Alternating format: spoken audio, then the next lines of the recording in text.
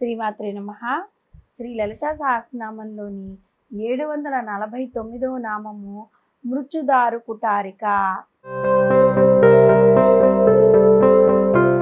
ఈ నామానికి అర్థం ఏంటి అంటే, మృత్యు అంటే మృత్యు అనేది, దారు అంటే వృక్షము యొక్క కాండం, అంటే లావుగా ఉంటుంది కదా అదనమాట. వృక్షం యొక్క కాండమునకు కుటారిక, గండ్రు గొడ్డలి వంటిది, మామూలు గొడ్డలి కాదు, చాలా పదునైన గొడ్డలి లాంటిది. జగన్మాత మృత్యు అనే అతి పెద్దదైన వృక్షం యొక్క కాండమునకు గండ్రు గొడ్డల వంటిది అనే అర్థం వస్తుంది. మనం ముందు నామాల నుంచి చెప్పుకుంటూ వస్తున్నాం కదా.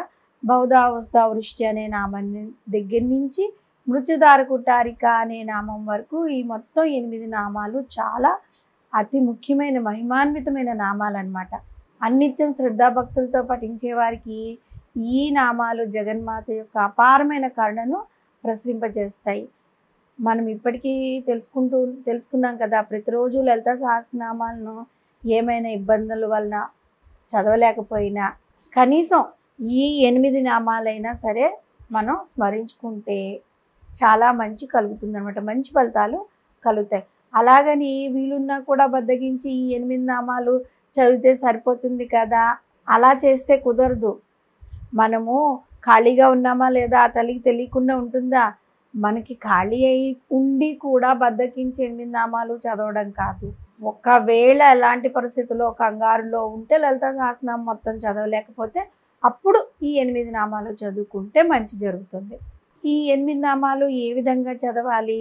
ముందు శ్రీమాత్రే నమః అనే నామాన్ని చదివి ఈ 8 నామాలని, అంటే ఒక్కొక్క నామం శ్రీమాత్రే నమః, బహుధా వసుధా వృష్టి పాప, బహుధా వసుధా వృష్టి అని చదువుతూ ఉండాలన్నమాట.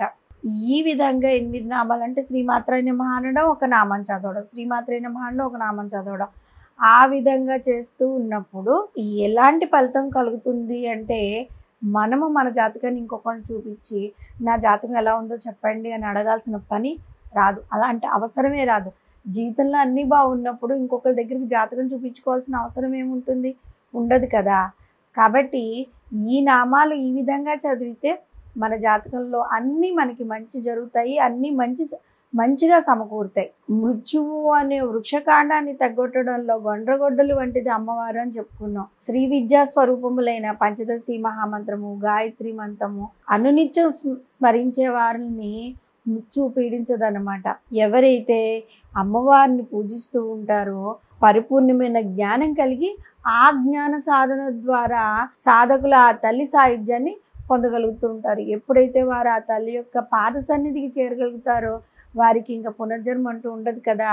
మరొక జన్మ లేనప్పుడు ఇక వారికి మృత్యు అనే బాధే ఉండదన్నమాట. అటువంటి వారు మృత్యుంజయ అవుతారు. ఆ విధంగా ఆ తల్లి తన సాధకులను, అంటే ఎవరైతే తన భక్తులు అవుతారో వారిని మృత్యువు అనే కట్టెను నరికివేయటం వల్ల వసన్యాది వాగ్దేవతలు ఆ తల్లిని మృత్యుదారు కుటారిక అనే నామంతో కీర్తించారు. ఇక మనం మృత్యువు అనే చెట్టు బోధని, అంటే ఆ కాండాన్ని గండ్రగొడ్డల వలె నరికివేస్తుంది అంటే ఏంటి అంటే, ఇక్కడ అర్థము జీవులకు మరణం లేకుండా చేస్తుంది అని అర్థం తీసుకుంటే, అంటే మనిషి పుట్టిన తర్వాత మరణం తథ్యం కదా, మరణం లేకుండా చేస్తుంది అన్నది ఒక తప్పు అర్థం వస్తుంది. జాతస్య హిద్రువో మృత్యువు అంటే జన్మించిన వాడు మరణించక తప్పదు. ఎన్నిసార్లు మృత్యుదారు కుటారిక అని స్మరించినా ఆ జీవుడు మరణించకుండా ఉండడు.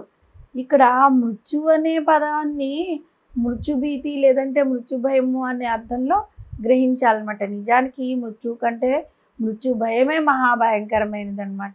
మృత్యు మనిషిని తెలియకుండా తీసుకుని వెళ్ళిపోతుంది, అంటే అది ఒక నిద్రలాగా ఉండిపోతుంది అన్నమాట. అంటే ఒక సుఖవంతమైన నిద్ర మృత్యువు అన్నది. కానీ ఆ మృత్యు భయం అన్నది ఉందే, అది మనిషిని ఒక నీడలాగా వెంటాడుతూ ఉంటుందన్నమాట. ఎప్పుడైతే ఈ శరీరం అనారోగ్యంతో క్షీణించుకుపోతుందో ఆ దేహం వదిలి బయటపడడమే మృత్యువు అన్నది మనం భావించినట్లయితే, అసలు మనం ఉంటున్న ఈ అద్దిల్లే ఒక యముని యొక్క నివాసము అని మనం అర్థం చేసుకోగలుగుతాం. అటువంటప్పుడు యమపుణ్ణి ఖాళీ చేసి జగన్మాత వద్దకు వెళ్ళిపోవడానికి ఎంతో సంతోషించాలి, కానీ భయపడడం బాధపడడం ఎందుకు? ఒకరు విశ్వకవి రవీంద్రనాథ్ ఠాగూర్ ఏం చెప్పారంటే, మృత్యువుని గురించి చెప్తూ చావక ముందు చావను గురించిన అభిప్రాయాలు సముదాయమే మృత్యువు అన్నారు. ఆ మృత్యు సముదాయాలను గండ్రగొడ్డుల వలె ఖండించేది మృత్యుదారు కుటారిక. ఎవరైనా ఏదైనా పెద్ద వ్యాధి నుంచి బయటపడినప్పుడు మృత్యువును జయించాడు అంటుంటారు. కానీ అది అబద్ధం అన్నమాట. అతడు మృత్యువునే కేవలం వాయిదా వేయగలిగాడు అంతే. ఆ విధంగా ఎన్నిసార్లు అతను మృత్యువును వాయిదా వేయగలడు? దానికి లొంగిపోక తప్పదు కదా. అలాగని ఆ మృత్యుభీతికి లొంగిపోయి అన్నిత్యం కృషించిపోకుండా ఈ శరీరం ఉన్నన్నాళ్ళు ఈ శరీరం అందులో కొలువై ఉన్న జీవాత్మను ఈ శరీరం ఉన్నన్నాళ్ళు అందులో కొలువై ఉన్న జీవాత్మను పరబ్రహ్మ స్వరూపునైన ఆ తల్లిపైకి మనం కనుక కేంద్రీకరిస్తే ఇక మృత్యుభీతి ఎందుకు ఉంటుంది? ఉండదు కదా. మృత్యువు అనే ఒక పెద్దదైన వృక్షం యొక్క కాండమునకు గండ్రగొడ్డలు వంటిదై కొండలాగా పెరిగిపోయిన మృత్యుభీతిని తొలగించడానికి తనను ఆరాధించి పూజించే భక్తులకు పునర్జన్మ రాహిత్యాన్ని ప్రసాదించే ఆ తల్లిని మృత్యుదారు కుటారిక అనే నామంతో కనుక మనం ఎప్పుడు స్మరిస్తూ ఉన్నట్లయితే, ఇందులో ఈ నామంలో మనం వివరంగా చెప్పుకున్నాము. ఏంటి? మృత్యువును దాటేది ఎవరు ఉండరు. ఏదైనా ఒక అనారోగ్యం వస్తే ఆ అనారోగ్యం నుంచి బయటపడినంత మాత్రాన మృత్యువును జయించడం అవ్వదు. మృత్యువు అన్నది తథ్యము. అయితే ఆ మృత్యు భీతి భయము అన్నది లేకుండా అమ్మవారు చేస్తుంది. అంతేకాకుండా ఏ రోగాలు మన దగ్గరికి రాకుండా ఏదైనా జపం చేసుకుంటూ పూజ చేసుకుంటూ ఆరోగ్యంగా శరీరాన్ని వదిలి వెళ్ళిపోయే స్థితిని అమ్మవారు మనకి కలుగజేస్తుంది. ఆరోగ్యంగా వెళ్ళిపోతే అంతకన్నా ఏం కావాలండి? శరీరం ఆరోగ్యంగా ఉండి వాళ్ళ పనులు చేసుకుంటూ ఒకరోజు ఏదో నిద్రపోతున్నట్టు అలాగ శరీరాన్ని వదిలేసి ఈ జీవాత్మ వెళ్ళిపోయిందనుకోండి, అంతకన్నా మంచి చావు అన్నది మరొకటి ఉండదన్నమాట. మనమందరం అలాంటి మరణాన్ని కోరుకుంటూ ఉండాలి. ఎప్పుడు అలాంటి మరణం వస్తుంది? ఎవరైతే అమ్మవారిని పూజిస్తూ ఉంటారో, ప్రతి నిమిషం అమ్మవారి నామజపం చేస్తూ ఉంటారో, మనస అంటే సర్వస్వ శరణాగతి వేడి అమ్మవారి నామం చేయాలి. చేస్తూ ఉన్నప్పుడు అలాంటి మరణాన్ని అమ్మవారు ప్రసాదిస్తుంది. మరణం తథ్యం, కానీ ఆ మరణం సుఖంగా వెళ్ళిపోయేలాగా ఎలాంటి బాధలు లేకుండా, ఎలాంటి రోగాలు లేకుండా, కనీసం ఒక ఇంజెక్షను మందు కూడా వేసుకోకుండా వెళ్ళిపోయే వాళ్ళు చాలామంది ఉన్నారు. ఎంత పుణ్యాత్ములో వాళ్ళు. దాన్నే అంటారు, వీళ్ళు ఎంత పుణ్యం చేసుకున్నారో. ఎలా పుట్టారు అన్నది అడగరు, ఎలా చనిపోయారు అని అడుగుతారనమాట. కాబట్టి మనము ఎలా వెళ్ళిపోయాము అన్నది అమ్మవారి పాదాలు పట్టుకుంటే అమ్మవారు సుఖవంతమైన మరణాన్ని మనకి ప్రసాదిస్తుంది. శ్రీమాత్రే నమః.